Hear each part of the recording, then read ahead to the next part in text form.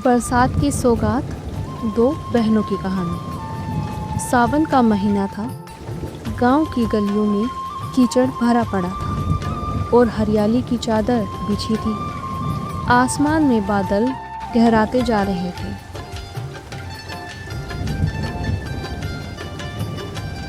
उसी गांव के अंतिम छोर पर एक पुराना लेकिन विशाल घर था, ठाकुर हवेली।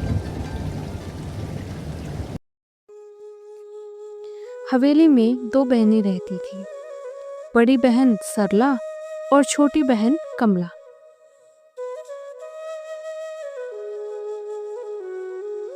सरला जिम्मेदार और कठोर मिजाज की थी।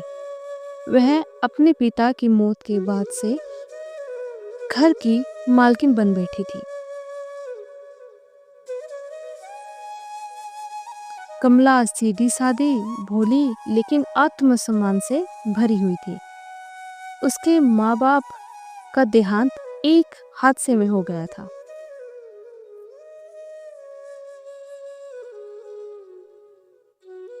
तब सरला मात्र 20 की थी और कमला 14 की। सरला ने अपने सामर्थ्य से बहन को पाला, लेकिन समय के साथ उसका प्यार, अधिकार और फिर कठोरता में बदलता गया।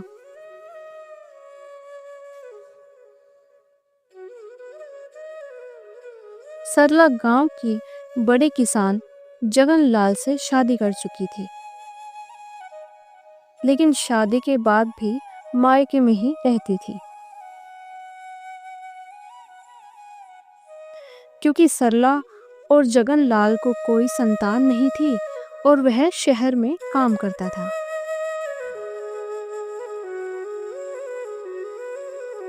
सरला ने मायके को संभाला और गांव वालों में उसकी गिनती अब दबंग लोगों में होती थी। कमला अब बड़ी हो चुकी थी, सुंदर, सलीकेदार और शिक्षित, लेकिन सरला उसे कभी खुलकर नहीं जीने देती थी।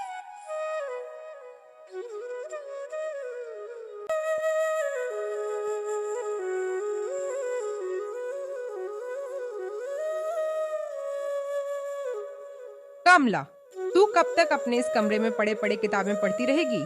जब से माँ पापा चल बसे हैं, तू मेरे ऊपर बोझ ही बन गई है। चल बाहर आ और गायों का चारा काट, नहीं तो तुझे आज रात का खाना नहीं मिलेगा।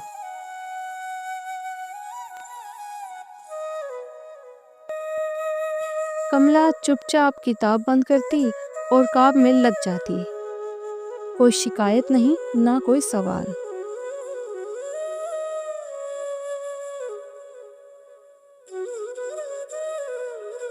कमला ने कई बार नौकरी के लिए बाहर जाने की बात की, लेकिन सरला हर बार साफ मना कर देती।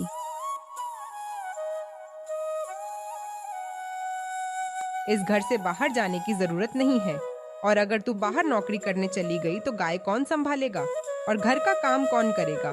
कहीं नहीं जाना, घर ही बटो और जो चाहिए यहीं मिलेगा।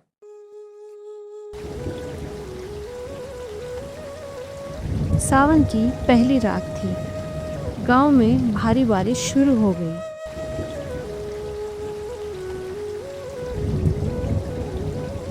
हवेली की नींव पुरानी थी, तो पानी रिसकर नीचे के कमरों तक पहुंचने लगा था।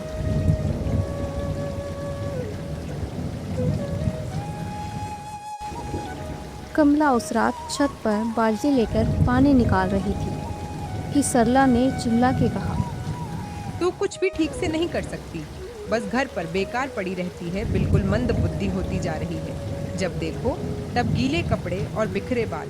क्या जमाना आ गया है, बहनें भी भार बन गई हैं।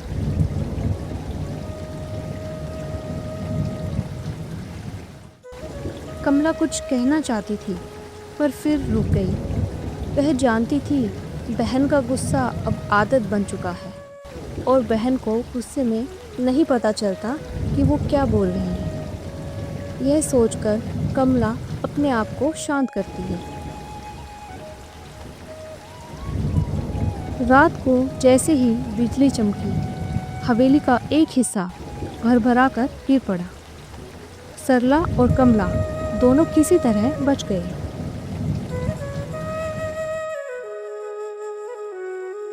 नीचे के कमरे की दीवार टूटी और बारिश का पानी अंदर भर गया।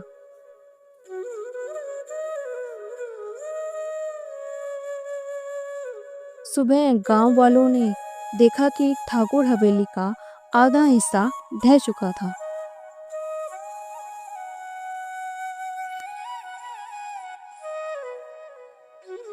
सरला तमतमाई हुई थी। वह सबके सामने चीख पड़ी। ये सब तेरे कारण हुआ है कमला। तूने कभी घर के काम में मन नहीं लगाया। अब देख घर का क्या हाल हो गया। काश उस रात तू भी माँ पापा के साथ मर जाती तो अच्छा होता। कमला बिल्कुल दुखी हो गई। कमला ने कहा,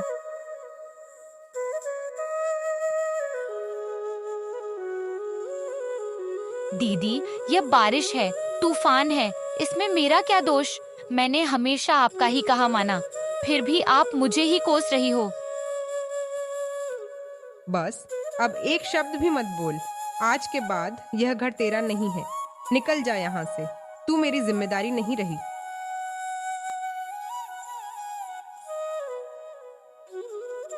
कमला की आंखों में आंसू भर आए। गांव की औरतें सब देख रही थी, लेकिन सरला से कोई कुछ कह नहीं सकता था।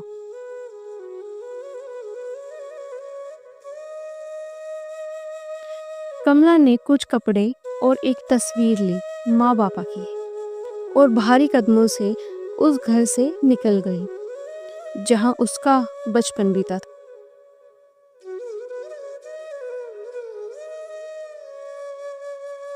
गांव के पास एक छोटी सी झोपड़ी थी जो अब उजाड़ पड़ी थी।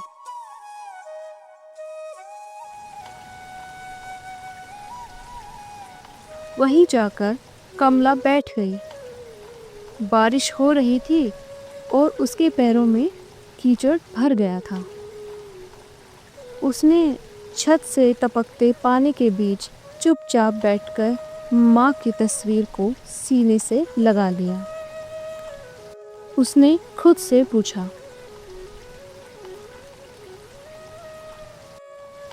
क्या सच में मैं अब बोझ बन गई हूँ?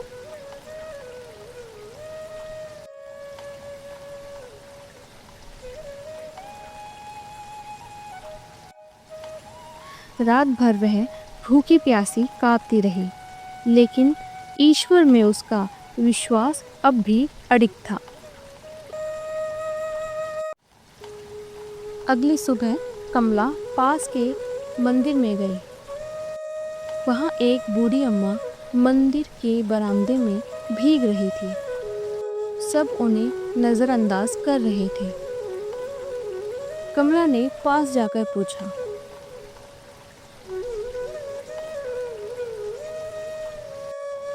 अम्मा, यहाँ क्यों बैठी हो? भीग जाओगी।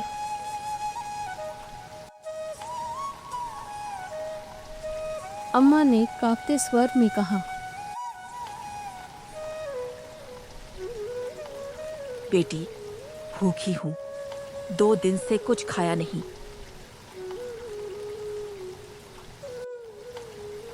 कमला के पास एक आधा सूखा रोटी का टुकड़ा था जो झोपड़ी से लाई थी। उसने वह रोटी अम्मा को दे दी।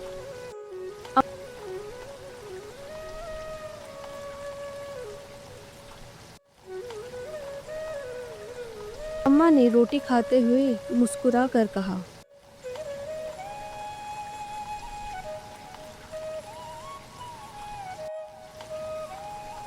बेटी, तू फरिश्ता है, मांग क्या चाहिए? कमला ने मुस्कुराते हुए कहा,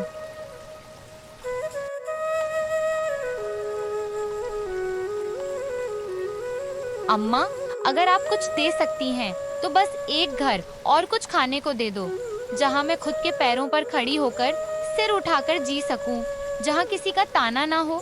एक छत चाहिए जो मेरी अपनी हो।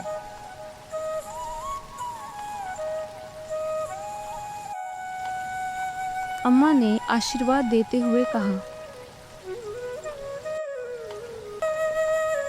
जा बेटी, तेरा सपना अब सपना नहीं रहेगा।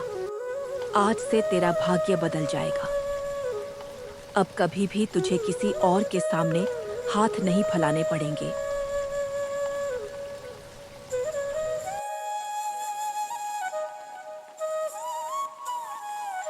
कमला जब शाम को अपनी झोपड़ी लौटी तो सामने का दृश्य देखकर वह चौकन्नी रह गई। उसकी टूटी फूटी झोपड़ी की जगह अब एक सुंदर छोटा सा पक्का घर खड़ा था। साफ आंगन, नीली खिड़कियां और पक्की छत।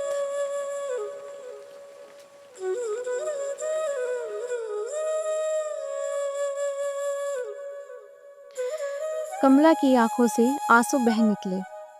वह जान गई थी अम्मा कोई साधारण औरत नहीं थी, वह ईश्वर का रूप थी।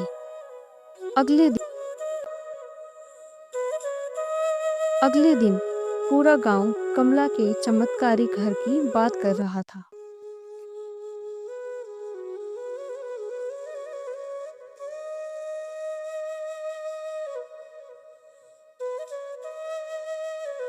जब सरला ने यह सुना तो उसका दिल जल उठा।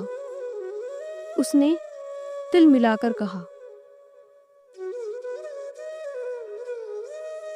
मैंने उसे पाला, बड़ा किया और वह आज मुझसे ऊपर बन गई।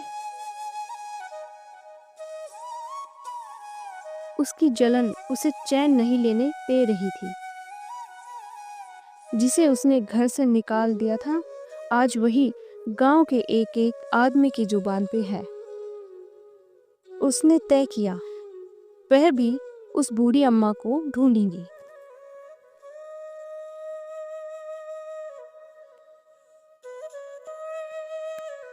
सरला ने अगले दिन गांव के मंदिर, नदी, तालाब, हर जगह उस अम्मा को खोजा, लेकिन अम्मा कहीं नहीं मिली।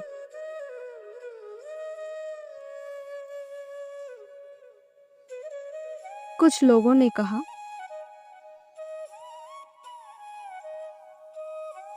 अरे, सरला की बहन कमला को किसी साध्वी ने वरदान दे दिया। कहते हैं उसने एक भूखी बूढ़ी को रोटी दी थी और देखो, ईश्वर ने उसका भाग्य ही बदल दिया।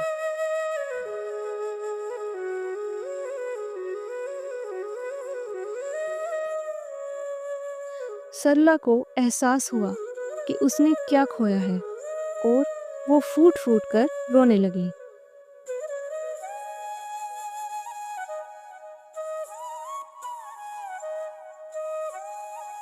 तीसरे दिन जब बारिश थमी, सरला भारी मन से कमला के नए घर पहुंची।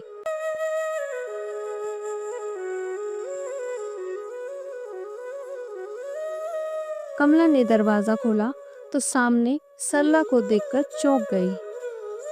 सरला की आंखें भीगी थी। कमला चुप रही।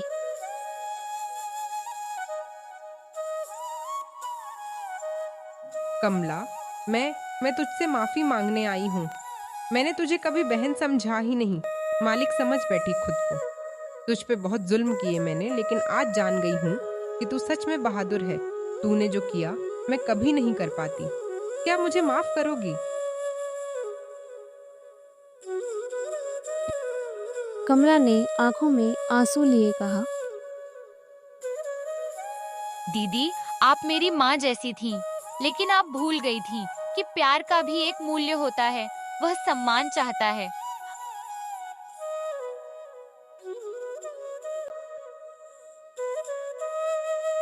सरला ने उसका हाथ पकड़ा।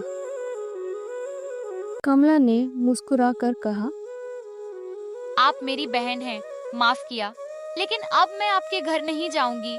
अब मेरी जिंदगी मेरी अपनी है।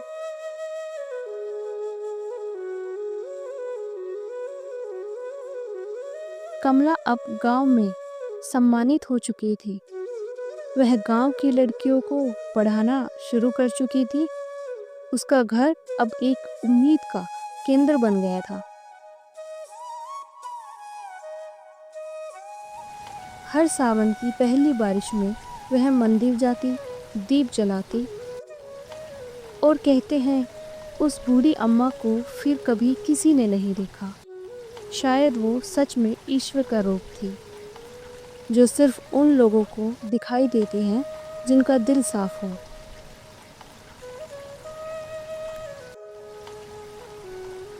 शिक्षा। जब दिल में दया और हाथ में सेवा हो तो ईश्वर भी खुद चल कर आता है।